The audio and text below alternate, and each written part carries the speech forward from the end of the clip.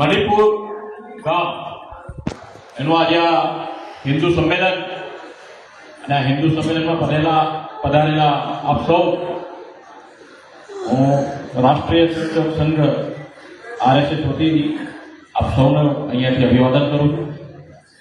આ બતાવે છે, હમણાં રાજેશભાઈ આપણને જે વાતચીત કરી કે 10,000ની એક વસ્તી હોય અને આ 10,000ની વસ્તીમાંથી આપણે બધા અહીંયા આવ્યા, એ બદલ આપણા માટે એક તારીખ છે.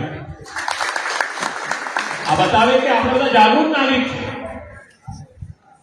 આ જાગૃતિ કરવા માટે કેટલાય વર્ષોથી કેટલાય લોકોએ પોતાના જીવન ઘસી નાખ્યા. એક નાનો પ્રસંગ ત્યાંની શરૂઆત કરું. સ્વાતંત્ર્ય પહેલાની વાત, નાગપુર એ વખતે નાનું એક નગર કહેવાતું હતું અને આ નાગપુર નગરની શેરીમાં સાંજે સ્કૂલમાંથી છૂટીને બધા છોકરાઓ ઘરે જતા હોય છે અને એક છોકરો એની સાથે બહાર નીકળતો હોય. બધા જ છોકરાઓના હાથમાં મીઠાઈ હોય છે એટલે બધા ખુશ હોય છે, વાહ આજે તો મીઠાઈ મળી. એ સમયમાં મીઠાઈ મળેલી બહુ મોટી વસ્તુ હતી અને આ મીઠાઈ જ્યારે મળે છે, બધા છોકરાઓ હસતા હસતા ખુશ થતા થતા આ મીઠાઈને એનો સ્વાદ મોઢામાં ચટાડતા જ્યારે ઘરે જતા હોય અને નાનો બાળક એમાંનો એક એમની સાથે જાય છે તો ખરો, પણ મનમાં ઉદાસ, મનમાં સતત ક્યાંક ને ક્યાંક ચાલતું હોય છે. આ બાળકની ઉંમર કદાચ 10, 11, 12 વર્ષની, એના કરતા કઈ મોટું નથી હોતું, એકદમ નાનો હતો બાળક. એના હાથમાં પણ મીઠાઈ તો હોય છે, પણ એક ઉદાસીનતા, એક વિચાર એના મનમાં ક્યાંક ને ક્યાંક ફરતો હોય છે ને એટલા માટે આ મીઠાઈ ખાઈ નથી શકતો. અને અંતે પોતાના ઘર પાસે જયારે જાય છે ત્યારે મીઠાઈ ફેંકી દે છે. હટ, નથી ખાવી મારે મીઠાઈ ખાઈ.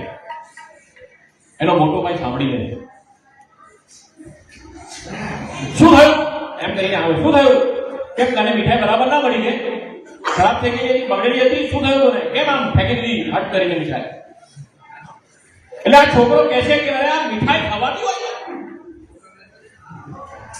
એટલે ભાઈ પૂછે શું થયું? મીઠાઈમાં એવું તો શું છે કે ના ખવાય? આટલું સરસ છે, ક્યારેક ક્યારેક મીઠાઈ મળે છે. આ ઘરની પરિસ્થિતિ પણ એવી નથી કે ભાઈ ઘરમાં રોજ મિષ્ટાન બનતા હોય, ગોળ બધું કરીને જીવતા હોય છે. બીજાના ઘરે ક્યાંક કથા વાર્તા કરવા જતા હોય કે પૂજા કરવા માટે જતા હોય ને ત્યારે કંઈક થોડું જમવાનું મળે ત્યારે જમતા હોય છે. એવા ઘરની પરિસ્થિતિ હોય છે અને એ ઘરની પરિસ્થિતિમાં જીવતો એક નાનો બાળક, એને મીઠાઈ મળે છે તો ખુશ થવાના બદલે ફેંકી દે છે. એટલે મોટો ભાઈ પૂછે છે થયું છે શું તને? અને આ બાળક કહે છે કે આ મીઠાઈને ઝેર આપે છે, ઝેર આપે છે. આ મીઠાઈ શેની છે? તો આ મીઠાઈ એ ઇંગ્લેન્ડની અંદર જે વિક્ટોરિયા રાણી જે છે ને એના જન્મદિવસ નિમિત્તે આપણને આપે છે. એ વિક્ટોરિયા કે જેના કહેવાથી એક મુઠ્ઠીભર અંગ્રેજો ભારતમાં આવીને મારી ભાતીને ગુલામ કરી નાખ્યા છે અને મને મારી ગુલામી માટેની મીઠાઈ ખાવાની, મારે નથી ખાવી એવી મીઠાઈ, મારે આ ગુલામીના પ્રતીક જેવી મીઠાઈને ફેંકી દેવાની. આ બાળકનું નામ હોય છે કેશવ. આ કેશવ જ્યારે મોટો થાય છે ત્યારે ડોક્ટર કેશવરાવ બળીરામ હેડગેવારના નામથી પ્રખ્યાત થાય છે. ડોક્ટર એમ કરે છે આખા ભારતમાં જ્યારે માત્ર 76 ડોક્ટર હોય છે, એ 76 ડોક્ટરમાંનો એક આ કેશવ. એ જ્યારે ડોક્ટરની ડિગ્રી મળે છે ત્યારે એના પ્રિન્સિપલને કહે છે કે આ તારો અપોઇન્ટમેન્ટ લેટર છે, તારી નોકરી તૈયાર છે, બર્મામાં જા અને 3,000 રૂપિયા સુધીની તારી નોકરી. એ વખતે 3,000 એટલે અત્યારના આપણી પાસે આપણને એવું કહેવાય ને કે લાખો રૂપિયા કહેવાય, એવા પ્રકારની નોકરી હોય છે. અને કેશવ કહે છે કે મારે આ નોકરી નથી કરવી. એના પ્રિન્સિપલને લાગે કે શું થયું, કેમ નથી કરવી ભાઈ તારે આ નોકરી? તો કેશવ કહે છે કે મારે આમ વ્યક્તિગત રીતે બધાના શરીરોનો જે છે એના રોગ નથી જોવા, મારે તો મારા ભારતીયને જે રોગ લાગે છે ને આ રોગની દવા કરવી છે અને એટલા માટે હું આ ડોક્ટરની પ્રેક્ટિસ ક્યારેય નથી. અને આ ડોક્ટર કેશવરાવ બળીરામ હેડગેવાર નાગપુર પાછો આવે છે અને રાષ્ટ્રીય સ્વયંસેવક સંઘ નામનું એક નાનું સ્વયંસેવી સંગઠન ઉભું કરે. આ સંઘની સ્થાપના પાછળનું પણ એક નાનું કારણ હોય છે. આ कारण जानवू पड़े अपने बधाए। भारत में सोने की ઇન્ડિયા કહેવાતી હતી, જ્યાં સંસ્કારોથી ભરેલી નગરી છે. આખું વિશ્વ જે ભારતને માતા ગણતો હતો, એ ભારત એ પરતંત્ર કેવી રીતે થાય, ગુલામ કેવી રીતે થાય? આના પાછળની આખી વિચારસરણી આપણે બધાએ સમજવી પડશે. અને જો કદાચ એ વિચારીશું, એ સમજીશું, તો આપણને ધ્યાનમાં આવશે કે આવા જે હિન્દુ સંમેલનો છે એ ખરેખર કેમ થાય છે ને એની જરૂરિયાત શું છે. આક્રમણો ભારત પર બહુ થાય, પરંતુ છેલ્લા 300-400 વર્ષમાં જે આક્રમણ થયા છે એને ભારતના લોકોની માનસિકતા બદલી પાડી, વિચારવાની શક્તિ બદલી પાડી. અને કેવી હદે બદલી કાઢી કે પોતાને હિન્દુ હોવામાં શરમ આવે એવા હદ સુધીની આ માનસિકતા બદલી પાડી. આજે પણ આવા સંમેલન થાય ને હિન્દુ સંમેલન આવો જ્યારે શબ્દ પ્રયોગ કરીએ તો કદાચ આપણી આજુબાજુમાંથી કોઈ બોલતા હશે, અરે આ તો એવા લોકોનું કામ છે જે ખાલી ક્યાંક ને ક્યાંક હિન્દુ હિન્દુ હિન્દુ કરીને ક્યાંક વોટ બેંક ઊભી કરતા હશે. તો આ સંમેલન વોટ બેંક ઊભી કરવા માટેની નથી. આ સંમેલન ભારતની આત્મા પર જે આઘાત થયો હતો ને એ ઘાવ વિધવા માટે. આઘાત કેવા થયા હતા?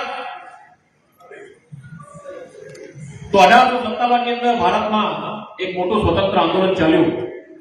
કમનસીબે આંદોલનમાં આપણે ક્યાંક આપણા હાથ સીધા પડ્યા અને એ વખતે અંગ્રેજોની મેકાલો સિસ્ટમ જે છે એ ભારતમાં પ્રવેશીને એને સૌથી પહેલું કામ શું કર્યું? ભારતની ગુરુકુળ પરંપરા જે છે એને નષ્ટ કરી.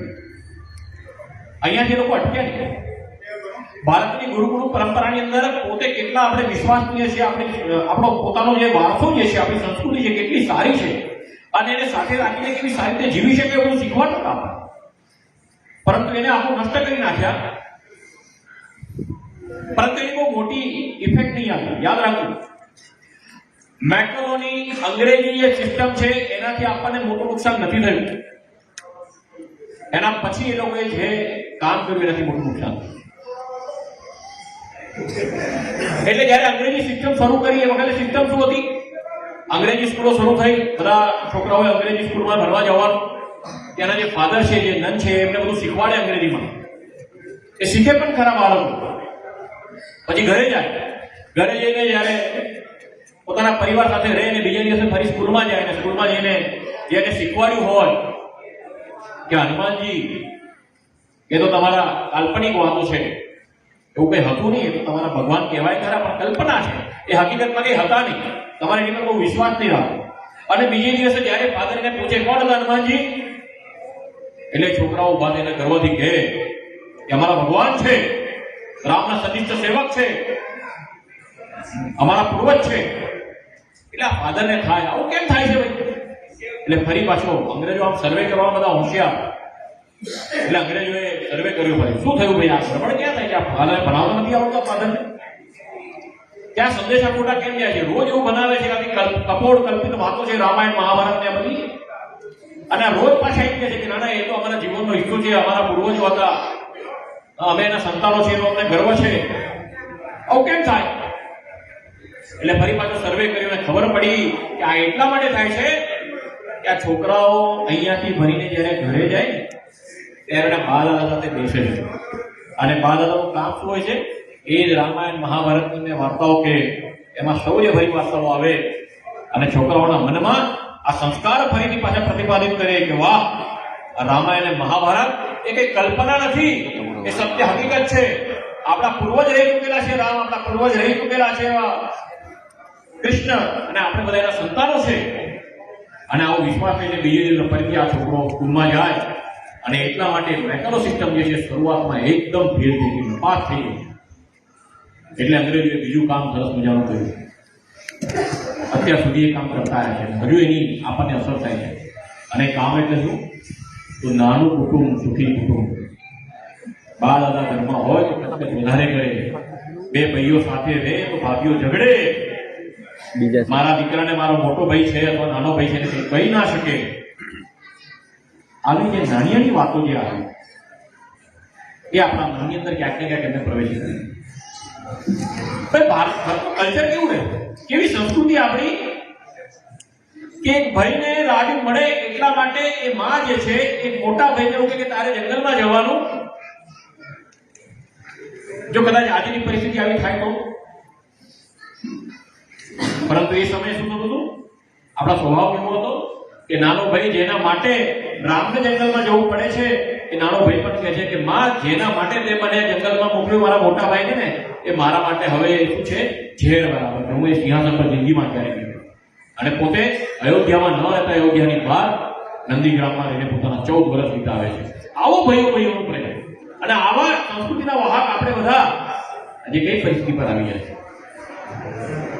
નાનું કુટુંબ, છૂટી કુટુંબ, અમે બે, અમારા બે, એના કરતા વધારે આજે સોસાયટીમાં ચાલ્યું છે. હવે તો છોકરા નહીં જોઈએ, કૂતરા પાડી. આ શું પરિસ્થિતિ આવી ગઈ? કચકચ એવી જોઈએ જ નહીં તમારે. કૂતરાઓ ભસે ચાલે, છોકરાઓ વડે નહીં ચાલે. આ પરિસ્થિતિ. તો આ બધી માનસિકતા દૂર કરવા માટે આ શરીરની, આ રાષ્ટ્ર શરીર છે, રાષ્ટ્ર શરીરમાં ભારતીના આત્મા પર જે આઘાત લાગે છે, આ બધા નાના નાના આઘાત છે. એની સંસ્કૃતિ પર જે છેદ પાડ્યો છે એને દૂર કરવા માટે કોઈ તો કામ કરવું પડશે. બધા લોકો મંડ્યા છે ભારતને સ્વતંત્ર કરાવવા માટે. 1947 પહેલાની આ વાત. કોઈ શસ્ત્રથી લડે છે, કોઈ રાજકીય રીતે લડે છે, કોઈ વિચારોથી લડે છે. પરંતુ ભારત સ્વતંત્ર થશે પછી શું થશે? પછી મેં વિચાર કર્યો કે તો આ વિચાર કદાચ કોઈ કરતું નહોતું. અને ત્યારે આ કેશવના વિચાર આવ્યો કે આના માટે તો કામ કરવું જ પડશે. અને એટલા માટે રાષ્ટ્રીય સ્વયંસેવક સંઘની સ્થાપના 1925માં નાગપુરમાં થઈ. અને માત્ર સ્થાપના કરવાથી કામ અટક્યું નથી. આજે પણ નિરંતર ચાલે છે. 100 વર્ષ થઈ ગયા, પણ મનમાં હજુ સ્વયંસેવકોના મનમાં ક્યાંક ને ક્યાંક અસંતોષ છે કે હજુ જે કામ થવું કે નથી. હજુ કુટુંબો વિભક્ત છે, તો કામ કરવું પડશે ફરીથી આ કુટુંબોને એક કરવા. કદાચ આજની પરિસ્થિતિ એવી છે કે કદાચ એક છત નીચે રહી નહીં શકતા હોઈએ, પણ એક મન રાખીને અલગ અલગ ઘરમાં રહી તો શકીએ. ઘર તો એક બનાવીએ, ભલે મકાન અલગ અલગ. તો આ વિષય સંઘના કાર્યકર્તાઓ સાથે લઈને આજે આખા ભારતમાં પસરી કે આપણે કુટુંબો પહેલા એક કરીએ. કુટુંબ એક થશે તો શું થશે? તો સૌથી પહેલા પોતે કોણ છે એનો વિશ્વાસ મનમાં આવતો. આપણે કઈ એવી સંસ્કૃતિના વાહક છે, એની ગૌરવશાળીની વાતો કઈ કઈ છે, આ બધા વિષયો બધાને ધ્યાનમાં આવે. પોતાનો સ્વ શું છે ખબર પડશે. પોતાનું કુટુંબમાં જો રહેતા હશે ને કુટુંબમાં બધા ભાઈચારાથી રહેતા હશે, બધા સાથે મળીને રહેતા હશે, તો એ વિશ્વાસ આવશે કે હા, મારે મારા દેશ માટે જીવવાનું છે, મારા દેશ માટે કઈ કઈ કામ કરવા. અને કુટુંબમાં સંસ્કાર કેવા મળે છે આપણને બધાને ધ્યાનમાં છે. જ્યાં ઘરે દાદા દાદી સાથે રહેતા હોય એટલે ખબર હશે છોકરાઓ કે સવારે ઉઠતાની અંદર જ આપણે સરસ કહેતા હોય, કરાવે વખતે લક્ષ્મી કરમ ઉદય સરસ. ઉઠતાની વારમાં શરીરની અંદર જ ભગવાન છે, બહાર શોધવાની જરૂર નથી. આ ધરતી માતા કે જે મને જીવવા માટેનો સૌથી મોટો આધાર આપે છે, એ સમુદ્ર વષ્ણે દેવી, પર્વત સ્તન મંડળે, એવી રીતે આપણે પગે લાગીને જીવનની શરૂઆત કરીએ. આવા સંસ્કાર આ કુટુંબમાંથી શરૂ થાય છે. એટલે કે સ્વનો વિચાર ત્યારે શરૂ થાય. અને જ્યારે સ્વનો વિચાર કરતા હોઈએ ત્યારે પોતે શું છે, પોતે કોણ કરે છે, ત્યારે ધ્યાનમાં આવે. આજે તો જે વિભક્ત કુટુંબ છે એ લોકોને ત્યાં ફરવા જવાનો તો વિચાર કેવો હોય, ક્યાં જવું છે? બાલી જઈએ આપણે કુવૈત જઈએ, આપણે અમેરિકા જઈએ. આપણે જ્યાં આજે પણ કુટુંબ ભેગા મળે છે ત્યાં શું કે ચલો 4 ધામ યાત્રા કરવા જઈએ. તો પહેલા ભારતની અંદર જે ફરવાના સ્થળો છે એ તો ફરીએ, પછી વિદેશમાં જઈશું આપણે. એટલે કે સ્વનો વિચાર કરો. જો કુટુંબ એક થશે તો સ્વનો વિચાર કરતા થઈશું. અને આ સ્વની અંદર કયા વિચારો આવી શકે? તો કુટુંબના બધા લોકો સાથે મળતા હોય અને ઘરમાં કોઈ પ્રસંગ હોય તો ભારતીય પોશાક પ્રમાણે બધા પહેરીને બહાર નીકળતા હોય. એ વખતે ટાઈ બાઈ લગાવીને કોઈ બહાર ના નીકળે. ભારતીય પોશાકમાં નહીં. ભારતીય પરંપરાના એ વખતે વ્યંજનો બનતા હોય ઘરની અંદર. ત્યાં ઉત્સવ આપણો હોય અને આપણે બનાવીને ખાતા હોય બિરયાની. આ કેમ કેટલા સરસ સરસ 56 ભોગ વર્ષોથી આપણે ભગવાનને ચડાવતા હોઈએ, એ 56 ભોગ ભૂલીને આપણે બિરયાની ખાતા. તો જ્યાં કુટુંબ ભેગા હોય ને ત્યાં આગળ પોતાનું ભોજન, પોતાના વિચારો સાથેનું ભોજન. જ્યાં કુટુંબ ભેગા હોય ત્યાં ફરવા માટે પણ ભારતની જગ્યાઓનો વિચાર થતો હોય. જ્યાં કુટુંબ ભેગા હોય ત્યાં પોશાક પણ ભારતનો હોય. અને હજુ આગળ કરતા જઈએ કે જ્યાં કુટુંબ ભેગા હોય તો વસ્તુઓ પણ પોતાની સ્વદેશી વાપરતા હોઈએ. કારણ કે ધ્યાનમાં આવે કે મારે સ્વિગી ઝોમેટો નથી કરવાનું, એમેઝોનમાંથી કશું નથી મંગાવવાનું. આ ગામના નાકા પર પાદર પર જેની દુકાન છે ને, મારે ત્યાંથી બધું લાવવાનું. અને ત્યારે જઈને કુટુંબમાંથી હવે આપણે એક સ્ટેપ આગળ વધીએ અને આગળ વધશે કે મારે મારા સમાજની સાથે જીવવાનું. જે મારો ભાઈ છે એની દુકાનમાંથી મારે કંઈક ને કંઈક વસ્તુ લેવાની છે, તો આ પૈસો જે છે એ મારા ભારતમાં જ રહેવાનો છે, ભારતની અંદર રહેશે, બધાની એક સાથે ઉન્નતિ થવાની છે. આ વિચાર એટલે સંસ્કૃતમાં એક નાનો શ્લોક છે, त्यजेत एकं कुलस्यार्थे ग्रामस्यार्थे कुलं त्यजेत ग्रामમાં જનપદસ્યાર્थे આત્માર્થે પૃથ્વી त्यजेत. પહેલા પોતાનો ઉદ્ધાર કરીએ અને પોતાના ઉદ્ધારની સાથે જેવો થાય જરૂર પડે આપણા કુટુંબને, તો પોતાનું હિત છોડીને આપણે કુટુંબ માટે આગળ વધીએ. જો સમાજને જરૂર છે તો કુટુંબનું હિતને પણ એક બાજુ પર રાખીને સમાજ માટે આગળ વધીએ. અને જ્યારે રાષ્ટ્રને જરૂર પડે ત્યારે આપણા કુટુંબને પણ એ રાષ્ટ્રના કામમાં લગાડી દઈએ. આ આપણી પરંપરા છે, આપણી સંસ્કૃતિ. અને જો આ કુટુંબ ભેગું હશે તો શું થશે? ઘરમાં જે જમવાનું બને ને સૌથી પહેલો કોરિયો ક્યાં નીકળે? ગાય માતા માટે. છેલ્લો કોરિયો કૂતરા માટે નીકળે. સવારના પોરમાં કીડિયારો પૂરવાનો, સૂર્ય ભગવાનને પાણી ચડાવવાનું. આજે મોટી મોટી સમીરો થઈ રહી છે પર્યાવરણ બચાવ કરીને. આપણે તો આ નાના નાના કામથી પર્યાવરણને બચાવતા આવ્યા છે. એકદમ નાનું કામ છે. આપણા કોઈ ભગવાન ક્યારે કોઈ શસ્ત્ર અને ક્યારે કોઈ પ્રાણી વગર રહ્યા નથી. કોઈનો પણ મોટો એ શું બતાવે છે? આ પૃથ્વી પર આપણા બધાનું સહજીવન બતાવે કે પૃથ્વી માત્ર માણસોની નથી, મનુષ્યોની એકલી પૃથ્વી નથી. અહીંયા રહેલો દરેક જીવજંતુ છે એને પણ આ પૃથ્વી પર રહેવાનો અધિકાર છે. અને જ્યારે આ વિચાર મનમાં આવે ને ત્યારે પર્યાવરણની રક્ષા થાય. માત્ર એસી રૂમમાં ક્યાંક બેસીને વાતચીત કરીએ અને કાર્બન ડેટા પર કામ કરીએ એની પર પર્યાવરણનો ક્યારેય જન્મ ન થાય. પરંતુ આ વિચાર એક નાના બાળકને કોણ શીખવાડશે? એના કુટુંબમાંથી શીખવા મળતો હોય. આગળ કુટુંબમાં શું થાય? આગળ વધે. જ્યાં હજુ પણ ગ્રામીણ સંસ્કૃતિ વધેલી છે ત્યાં આપણને ધ્યાનમાં આવે કે પોતાના ઘરમાં પોતાના ખેતરમાં જે કામ કરતા હોય ને, એ રામલા બેટા ક્યારે ન બોલે, એ ભાઈ, એ રામુ ભાઈ, ઓ રામુ કાકા, આવા નામથી હજુ પણ બોલાવે. તો આખી દુનિયા જ્યારે ભારતની ઉપર એવો આક્ષેપ મૂકતી હોય કે ભારતની અંદર ભેદભાવ છે, હું કહું છું કે જ્યાં ગ્રામીણ સંસ્કૃતિ હજુ પણ ટકેલી છે, જ્યાં કુટુંબ પરંપરા હજુ પણ ટકી છે, કે આવા પ્રકારના કોઈ ભેદભાવ નથી. અરે ભારતમાં તો કેવા લોકો છે, એ ચંદ્રને મામા કે, સૂર્ય જે છે સૂર્યને દાદા કે, ગાયને માતા કે. જો આપણે પ્રાણીઓ અને નિર્જીવ લોકો સાથે પણ આપણા સંબંધો જો પ્રસ્થાપિત કરતા અને પોતાના માનતા હોઈએ તો મનુષ્યમાં આપણે ભેદ કરીએ છીએ. પરંતુ આપણને ભરમાવી દેવામાં આવેલો છે કે આપણે બધા ભેદભાવ કરીએ છીએ અને આપણે ભરમમાં આવી પણ ગયા. અને ક્યાંક ને ક્યાંક અજાણતા ક્યાંક ને ક્યાંક આપણે એકબીજા સાથે ભેદભાવ કરી દઈએ. આ ભેદભાવ આજે સમાજમાંથી આપણે હટાવવાનો છે. વિચારવાનું છે કે આપણે આપણા સાથે જે કામ કરે છે બધા લોકો સાથે આપણો વ્યવહાર કેવો છે. આપણી સાથે જે સફાઈ સેવકો કામ કરતા હશે, ખાસ કરીને જેને કહેવાય છે લેબર ઇન્ટેન્સિવ વર્ક કરતા હોય, મજૂરી વર્ક કરતા હોય, મજૂરી કામ કરતા હોય, આવા બધા સાથે આપણે મહેનતનું કામ કરીએ છીએ. આવા લોકો સાથે શું એમને કંઈક આપીને હું ફોટો પડાવું કે અને સોશિયલ મીડિયા પર મૂકવું, આજે મેં અહીંયા આટલા કપડા બધાને આપ્યા, આજે આ બધાને મીઠાઈ ખવડાવી, તો આપણી સંસ્કૃતિ રહી નથી. વર્ષોથી આપણે કરતા આવ્યા. કુટુંબમાંથી આવું શીખવાનું છે. અને સાહેબ કુટુંબ જો કદાચ એકદમ સારું હશે ને તો એને જ ખબર છે. આજે તમે વિચારો, જેની વાતચીત કરીએ છીએ આપણે, આખા બધા દેવી દેવતાની વાતચીત કરીએ, એકમાત્ર એવો પરિવાર છે શિવ પરિવાર કે જેની અંદર એ સૌથી મોટો પૂજનીય પરિવાર છે.